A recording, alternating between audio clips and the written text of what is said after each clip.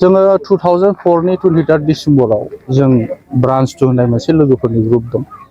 जोङो जेला बम्बेनिफ्राय फरायनानै फैयो मास्टार डिग्री लानानै टाटा इन्स्टिटिउटनिफ्राय जोङो बे एरियायाव मा मावनो हायो बेखौ रायज्लायनानै जों नेरसोनखौ बानायदोंमोन आरो बे नेरसोना दिनै 20 बोसोर जाबाय।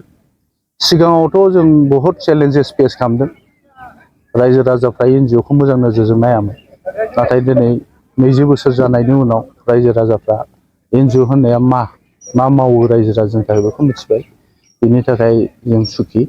जोङो मेनलि health, education, livelihood, women empowerment बिनि सायाव खामानि मावो।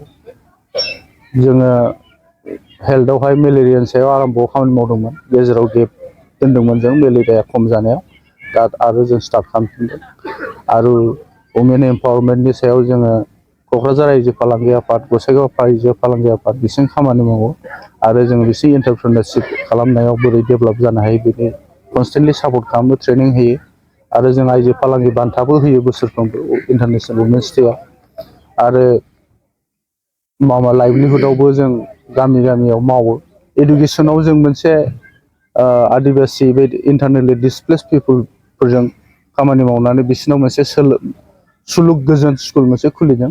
बे खुलिनानै दिनै बेनिफ्राय मेट्रिक पास जालायलायबाय, दासिमबो दं। जों कनस्टेन्टलि सापर्ट खालामगासिनो दं आरो बे नेरसोना दिनै फैयै फैयै फैनानै 20 बोसोर जानायाव जों सेलेब्रेट खालामदों दिनै।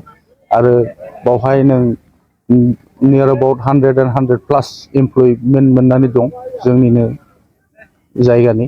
बे लेखा गोरों मानसिफ्रा ओरैनो थायाब्लासिनो जों एस'सियेट जाना खामानि मावो।